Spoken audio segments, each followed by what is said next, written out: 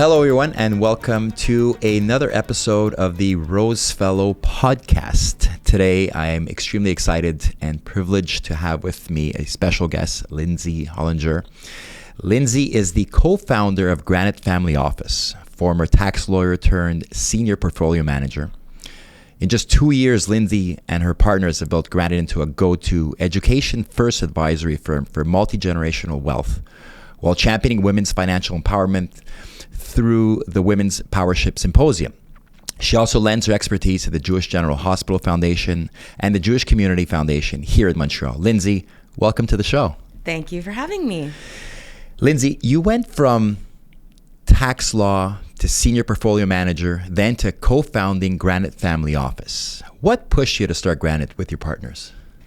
Such a great question, because really, Mike, there were a whole bunch of things. So my background is tax law, and I love tax law. Do you? Yes. Switching into portfolio management was a very lucky transition because it really was a complete career switch. Could imagine. And over time, what I saw was, the industry was changing, and the wealthy are getting wealthier. And with that, the offering for investments, for wealthier people, there's more that they could desire to have within their portfolio, coupled with seeing that a lot of value is actually in the advice that comes around the investments. And I found out what a multifamily office was. I was recruited to work at one. And when I learned about the role, I thought, this is perfect for me. That's awesome. So what also happened was that our firm, the firm that I was working at, was acquired by a bank, which changed a lot of things, including the culture. And a little more red tape, I presume. You know what? I realized that I didn't even know how good I had it at the firm before. I realized I'm an entrepreneur, which I didn't really know before because I had always been a professional. But all of a sudden, I had a strong desire to be in a space, where I felt like I was able to deliver best-in-class, sophisticated solutions to clients, to help them in all the ways that I knew how, and to live by my values, which I love that. I know you care a lot about. Absolutely. Too. So, having an undergraduate in philosophy, what's one philosophical lesson you still apply to the money decisions you make with your clients? So when I studied philosophy, I was early on obsessed with this idea of living a good life. And Aristotle talks about two types of happiness. There is hedonia, which is pleasure, and eudaimonia, which is meaning. And so I find that very useful these days because when I work with clients, I often try to get from them, what's it all for? And meaning and finding happiness and living a good life is really important to me in the way that I help clients maximize, optimize their wealth. So do you find there was always something kind of missing when you're in tax law? And you're saying, I love what I do, but there's just something that I need more in my life? In tax law, intellectually, I found it to be like an apex of sorts. It was very, very intellectually challenging. What I missed was working with people. I worked at a large law firm, so my clients were large corporations. I always wondered if helping large corporations save money was, my purpose in life. And especially in the multifamily office space, what I have found is the intellectual challenge coupled with the meaning that comes from really helping people. Yeah. So I remember when I always wanted to get into real estate and then worked for a real estate developer. For me, there was these different conferences I'd go to, and it was just being surrounded by these owners and founders of businesses. I said, that I think that's what's missing. I love what I do, but I just need to do it on my own and make my own mistakes. So with that said, describe the aha moment when you told friends and family you were leaving the top law firms in Montreal for finance. What was that moment where you say, I've had enough, or it's time to make a change? Truthfully, it wasn't a quick decision. It was very hard. I actually left the law firm. I was 30 weeks pregnant. Oh.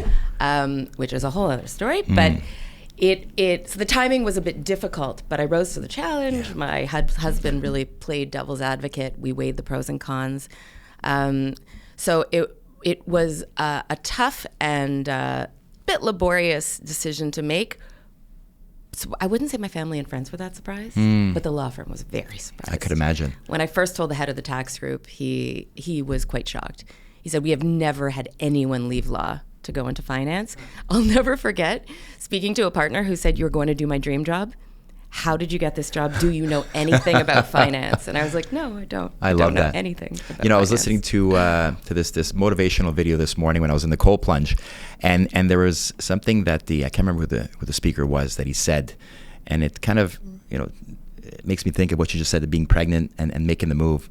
People think they need perfect conditions to start, when in reality, starting is the perfect condition. Yes. And it's also just kind of developing the comfort being uncomfortable, and that has been a lesson I've learned over time, is that, you do have to listen to yourself, and you do have to be comfortable just kind of pushing, and taking a lot of risks. And a lot of times in life, it's those things that, when you're in a moment and something bad is happening, or it's what we think, so terminal to the business that you end up getting through it, that you look back saying, thank God that happened, because it brought me to where I am today. Yes. Yeah. Yes. Can you explain to listeners what a multifamily office is? Yes. So people might be more familiar with a single family office. When a family has a lot of wealth, they sometimes decide to have their own staff to basically manage all of their financial stuff. Now, there are plenty of families and individuals who are not at the single family office level, but who are wealthy and who could really benefit from having a more sophisticated solution. So what's awesome about a multifamily office is it truly is unbiased. There is no, we don't have any inventory. We're not selling anything. So the alignment is clear with the client. Yeah. You're there for their best interests at heart. Exactly. Yeah. We often say we're sitting beside you. Yeah. We want to do the best for you. The other thing is I work with a lot of outside professionals. So unlike, my old firm or a regular investment firm, we could report on other assets. We work with other professionals. I like to help with any financial question a client has. So it's like a one-stop shop when it comes to kind of maybe diversifying your personal portfolio. They come to you and say, okay, what do we do? How should we go about it? It's a bit of like having a financial quarterback, or, like a chief financial, I don't even want to say officer, because it's kind of more than that. But yeah, it's customized for the client. I love that. So walk us through Granite services in plain language, from portfolio construction to tax strategy to philanthropy. Can you explain that to us a little bit? So the idea is that in your portfolio, you want diversification. You don't only want necessarily public equities and bonds. You might want other things, right? It totally depends on the client, the risk. But there is the basic service is just constructing a portfolio that is optimized, sophisticated, diversified for the long term. But then there's everything else. And that's where it becomes client specific. The tax is implicit. I can't do anything without thinking about tax. I am just wired that way. And we do have conversations, which I have to say, I don't think everybody is having, where, what makes sense in what account, what type of asset makes sense.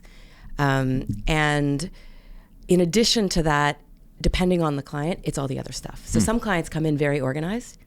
They have their will. They may have their power of attorney, their protection mandate. Yeah. They have their philanthropy. They know what they're doing. And other clients need help with various things. So we work with the client to kind of step by step make sure that they're well taken care of and organized. I love that. What have you learned from incorporating philanthropy into wealth planning without sacrificing the returns? So I think philanthropy is an important part of living a good life and an important part of using your wealth well. So Arthur Brooks says that there's 5 ways to use money, 4 of which bring you happiness. Okay, so you can save and invest. That brings you happiness because you feel like you're producing. Yep. You can buy time with loved ones. You could buy experiences, and you can give it away. Those are the 4 ways to bring you happiness, and that relates back, I think, to the whole Aristotle idea of meaning. Yeah. And then the 5th one is buying things, and that is the only one that doesn't contribute to happiness. Yeah, for sure. So having conversations about philanthropy for me is like a natural extension. I believe in giving back. We created Granite Gives Back. It's part of the DNA of the firm. And I don't think everyone in my position counsels clients to give money away when it reduces the AUM or their assets under management. Yeah. But I only ever help clients make decisions that are in their best interest. So for me, it's and they get to give it away, and I know the ways to do that as efficiently as possible. So that's really fun too. It's so gratifying to be able to give, and you know, many people say, "Well, I don't have enough to give." If you have $10 and you give away 2 or 3, it's about just paying it forward, and I love that. And I find every time I've done something, I don't do with anything that I expect in return, but something always comes back in return. It's kind of like someone's looking down from you from above and saying, "You've done good. My turn to give it back." I believe in that 100% too. Yeah. Biggest risk you see in investment advisory today, and the smallest hedge. I think the biggest risk, and I don't know if it's just in investment advisory, is doing the same thing you've always done and expecting it to be as successful. I think the industry is changing. I mean, the world is changing. So what I love about being at Granite now is we're nimble. You know, we're having the important conversations. We're making decisions based on what we see and what we think. And large organizations can't always do that as well. So for me, the hedge is that it's staying informed. It's having the conversations. I think another risk actually is that people tend to trust a little too easily, and they don't ask enough questions. There's a sense in the industry that you can't know better than your advisor, so you just find someone who seems like they're fun, that you should trust them, and you go with it for way longer than you sometimes should. I love what you said, because at Rosefellow we try to stay as nimble as possible. We don't ever want a large team, so we can pivot when the market pivots. And that can be, in our case, from doing less warehousing to more multi-residential apartment buildings, or tomorrow the market could be, self-storage, whatever it is. Having a very large team causes a lot of red tape. That pivot is not an instant pivot. And we take pride in being able to be nimble and to be able to pivot when the market changes. And from my understanding, that's an advantage to be dealing with Granite at your end. You always want to be able to deliver best in class, excellence, and those solutions will change and evolve over time. I agree. So at Rosefellow, we value the importance of ESG. Does ESG play a role in your investment decision making? Yes. So because we're at the multifamily office level, we are choosing managers, not stocks. So it's a different analysis, right? I believe in ESG. And at the same time, ESG is huge, right? It's environmental, social, and governance. Exactly. So when you're looking at a company, for example, to invest in, there could be factors that militate in favor of them being positive for ESG in the E, or maybe not the G. That's right. And so it's very hard to compare apples to apples. I think that criteria regarding or relating to ESG is still quite fraught in our industry. The lucky thing is, given that we're choosing managers, what we get to evaluate is the manager's process. Yeah. So having been at a firm that does very good fundamental research, that does care about ESG, many firms are looking at it now. A lot of institutional investors are kind of driving that trend. And I think it's an important one. And at the same time, we have to kind of understand what the parameters that we're dealing with. Absolutely. In our industry, it's at our core. It's part of our ESG initiative. Everything we build is LEED certified, is carbon zero. It may cost more. It doesn't matter for us. It's part of our DNA. Do clients absolutely have to have it? They like to have it. Yeah. They don't want to pay more for it. But what we're seeing is that next wave of tenants, so the buildings we build today will be leased, and in 10, 15 years, there may be a new tenant in the building.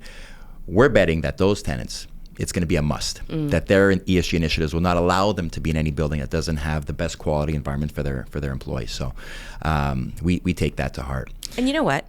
I truly think that at the end of the day, the companies that are doing better in these ways will also do better financially. I believe so. So I think there is a consistency. Absolutely. Your thoughts on crypto as an investment? So crypto is still early stages, although it has become way more mainstream. I still think it's risky because, what drives the price up is more supply and demand and not based on earnings. True. So it's a bit risky for us, but I mean, it's made people a lot of money. Absolutely.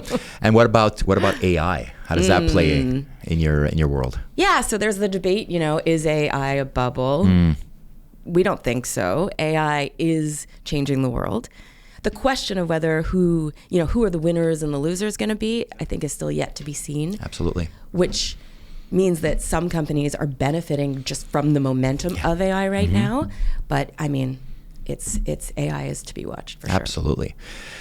You are extremely passionate about empowering women through financial literacy. You founded and launched the Granite Women's Powership Symposium in 2024. Tell us about that.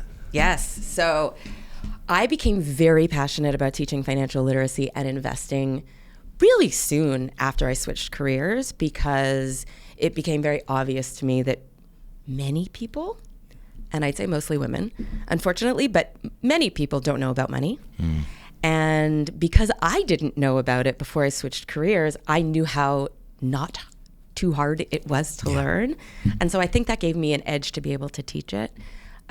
So it became a bit of my purpose to teach the basics. And I started just recording myself, making videos. What is a stock? What is a bond? What is risk? What is diversification? That led to, I now lecture at McGill. I teach Introduction to Investing as part of their financial literacy course. And I have taught numerous groups. It could be private companies, public companies, lunch and learns. I teach Introduction to Investing and financial literacy. It's amazing. So when we founded Granite, I started doing it within our boardroom, and I put a group of women together who I knew either wanted to learn or could benefit. And I taught Introduction to Financial Literacy, Investing, and Efficient Philanthropy. I loved it. It was awesome. But what came out of it was women asking me questions that were way broader than that. So what I realized was we need to be having conversations about the things that surround money in order to do better with money. I love that. And I happen to have a network of many women who are specialized in these various areas. I love having conversations with them. So I use the Granite Powership Symposium as a way to organize or to feature these conversations in panels and to help encourage women to not only learn more, but to know why it's so important that they need to. So we had two of our young ladies from the office partake in your symposium. They came back, the smiles, and what I kept, the word that kept resonating and they kept repeating, what I learned. They learned so much. And I think it's so important because they don't teach enough of how to handle money in school. Like my kids, my son's 14, my daughter's 18. There's no real course about this is how you should save your money. Talk about how you should spend it. Yeah. But I think that's so important, and it's great what you're doing because it goes beyond just empowering women. It's educating. Yeah. The basics. Yeah. And you know what? One of the things is that women will often say, like, we're doing so much. We have to take care of so many things. So if, someone else could take care of something for us, we're kind of happy about that. I love that. And what I often say is, like, delegate anything else. For sure. Give away anything else. Yeah. It can't be money. No. Money is power and freedom. It's too important, and it's not that hard. Yeah. So, Lindsay, what are the core lessons that you teach women when it comes to wealth management? Well, the first lesson I make sure to impart is the importance of it. I don't see it as optional. Money is power. Yes. That's number one.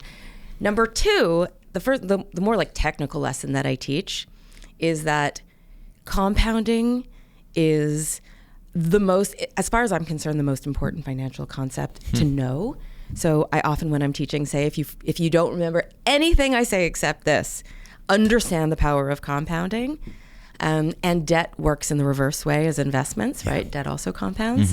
The other things I like to touch on are fees and the impact of understanding risk. Okay. I love that. All really important.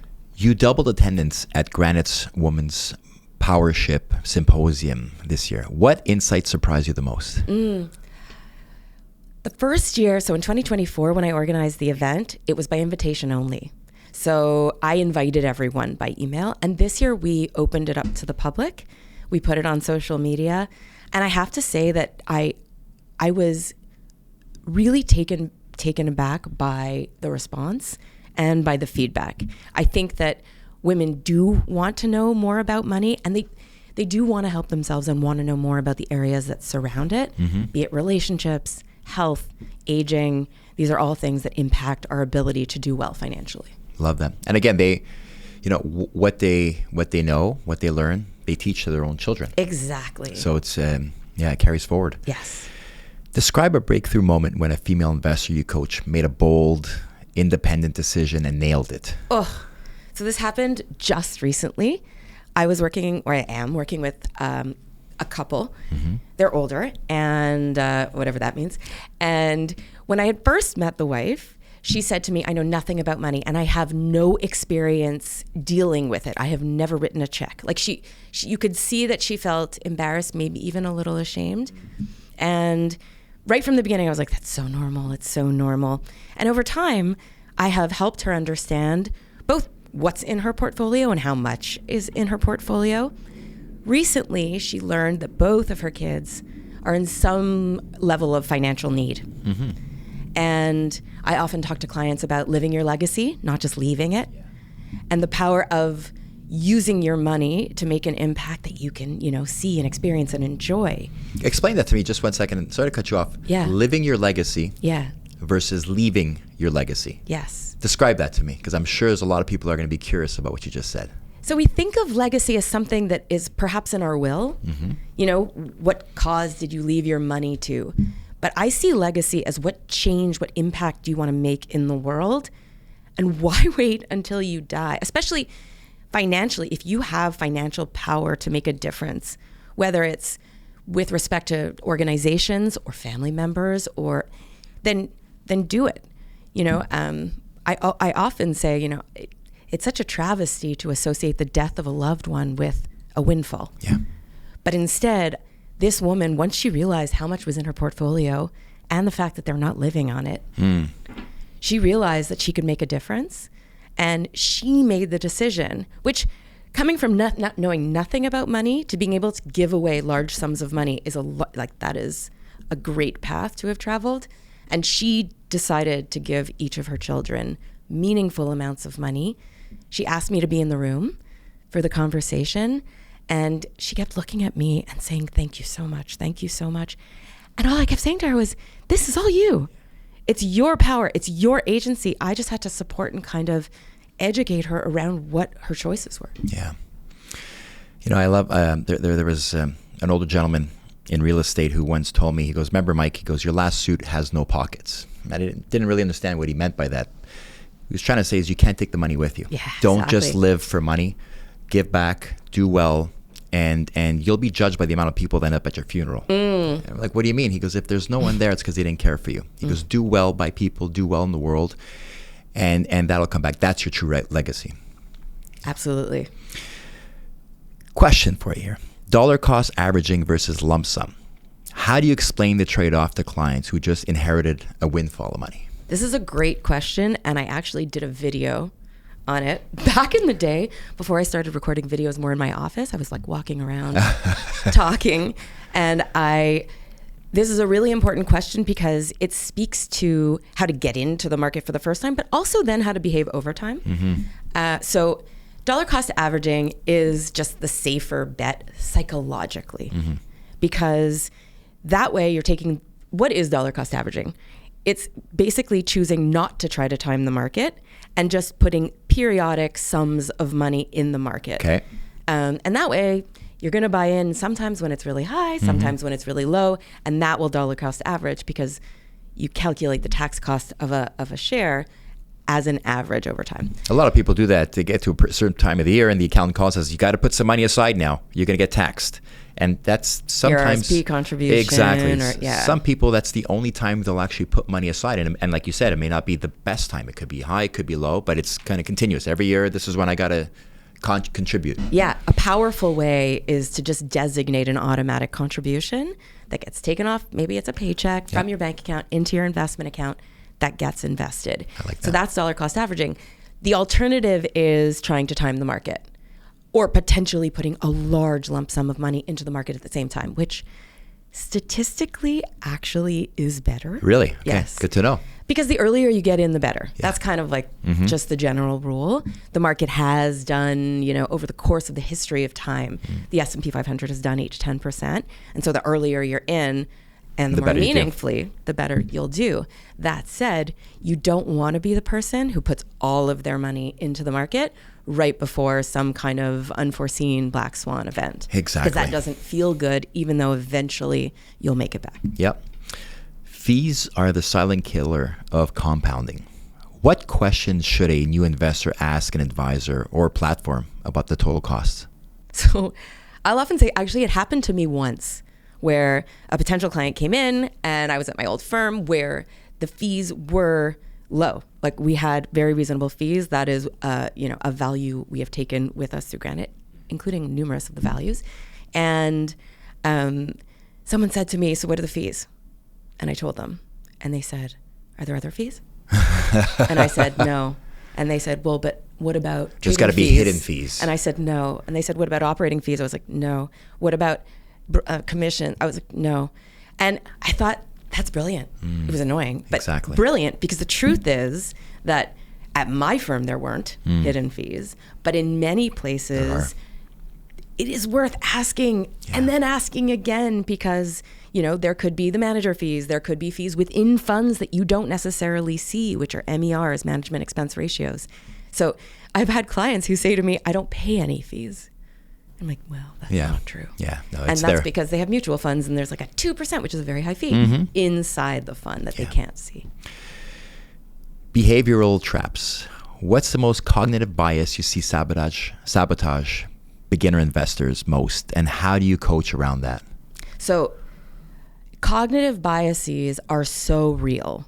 A book that I once read, Thinking Fast and Slow, or even The Undoing Project, actually, which is a kind of a more simplified version recap of Thinking Fast and Slow, covers all these irrationalities that we have. And we think we're rational beings. But when I teach, I often quote Brene Brown, who says, actually, we're emotional beings who think. And our emotions get in the way of successful investing. All of them are at play, and I think in different amounts for each of us. As far as beginner investors, my job really as a portfolio manager is to help manage people a lot of times, because the worst thing that a client could ever do or investor could ever do is sell when the market is down. You never want to crystallize a loss. But the inclination to get out when you see red, when you see those scary headlines, is strong. Your phone must go off the hook when that happens. Like, what do we do? Luckily, we speak a lot to clients so that I think they understand long-term investing at the outset. But beyond that, if I am working with someone who I can tell is more nervous, you'll be proactive, I presume, and say, prepare yourself. My partner here will always say, like, we're never going to make you swallow a pill this big, and you can only swallow a pill this big. So we have to manage your asset mix based on what your risk appetite is. And over time, like, I do have a client who, had been in real estate his whole life, had liquidity, and is newly in the market. Okay. So it's a totally different world for him. And it's been an interesting evolution to see him become more and more comfortable and excited. For sure, because he goes from bricks and mortar, something he can touch, his real estate, to now a stock, which fluctuates. Right.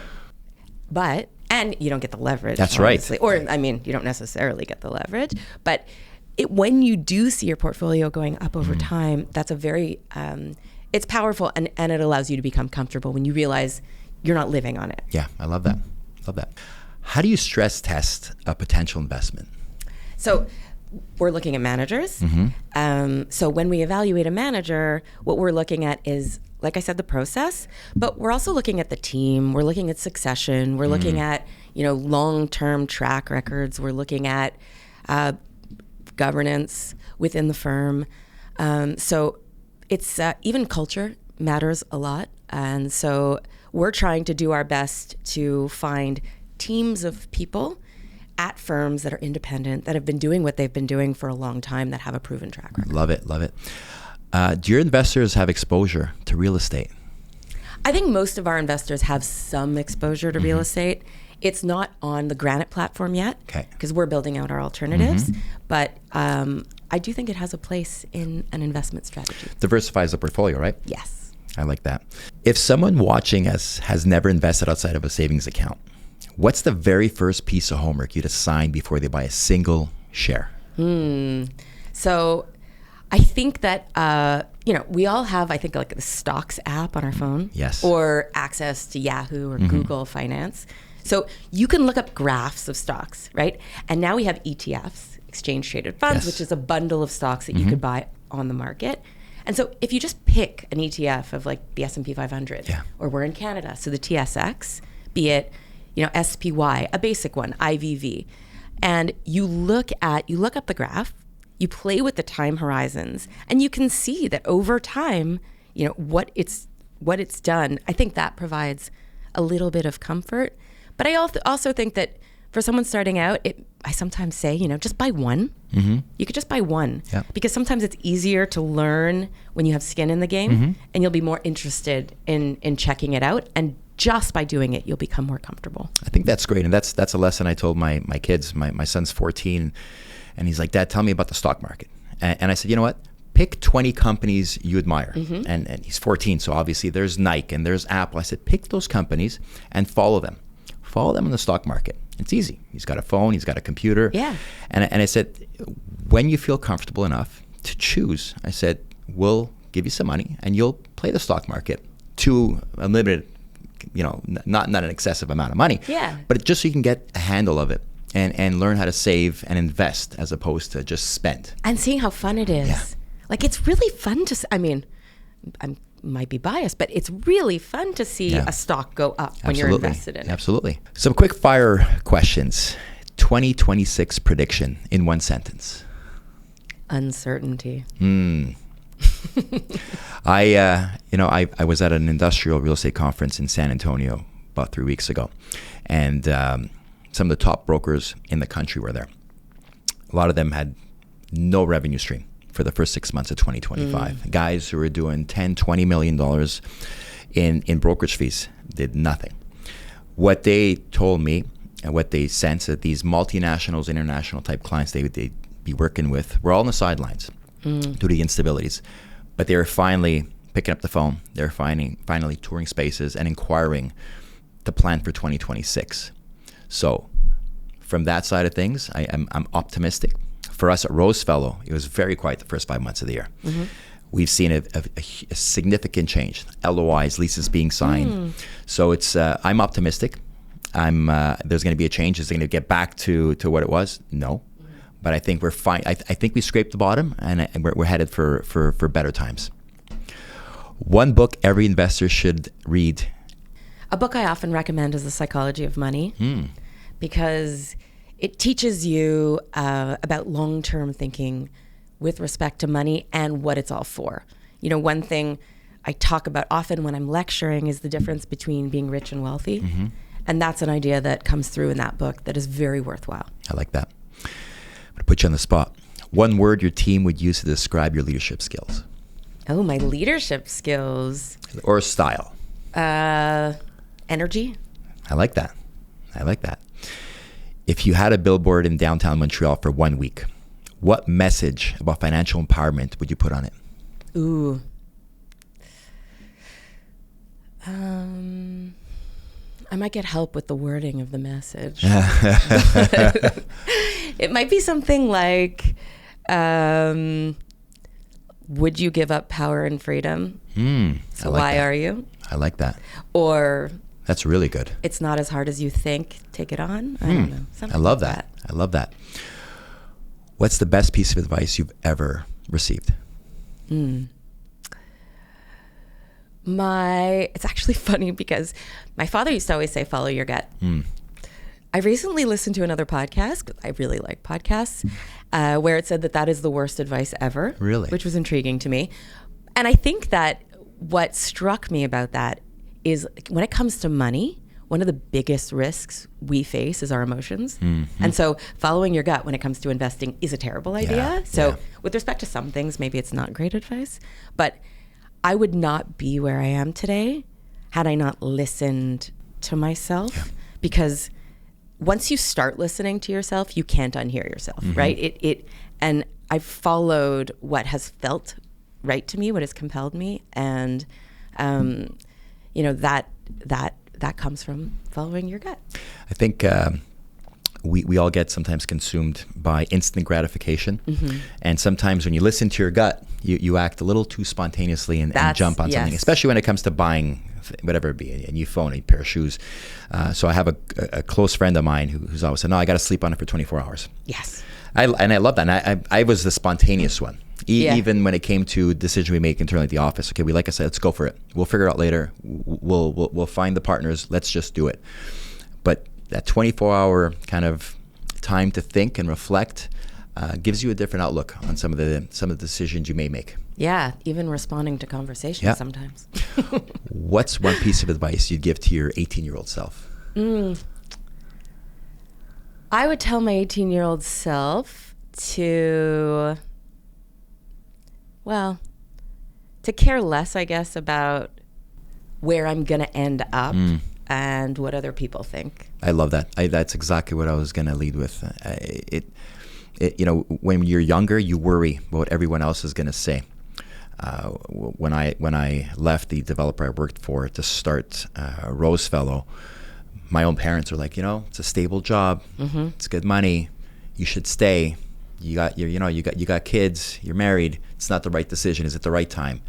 And I took leap of faith. Today they're the proudest people in the world, and they can hear them say, "Oh yeah, we told them to do it."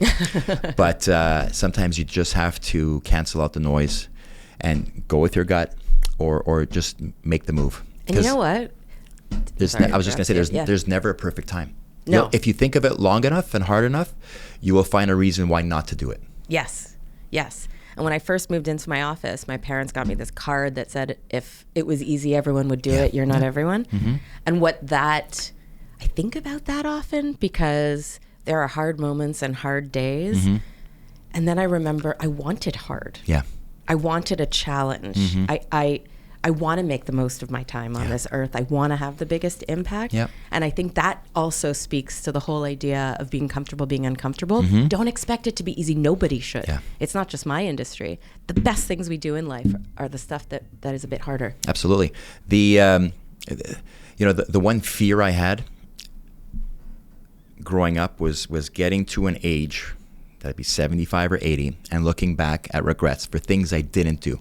And that was what gave me that final kick in the ass to go off and start Rosefellow without any investors, without any land, was to say, I'm going to jump. Because of that fear, that continuous fear in my head saying, what's going to happen if you're 60, 70, 80, and it's too late to try? Do you want to live with that? And that was my biggest fear, and the final push to go off on my own. When I was a kid, I was the kind of student who would only raise their hand if they were 100% sure the answer was right. I'm a perfectionist, which I've learned could be a superpower. But the idea is that this whole fear of failing, someone framed it once for me by saying, how do you ever know when you've failed? Like, if you never stop trying, you haven't failed. True. I love that. So I love that. It's about being out there and just going for it. For sure. Lindsay, any final words of wisdom for people tuning in?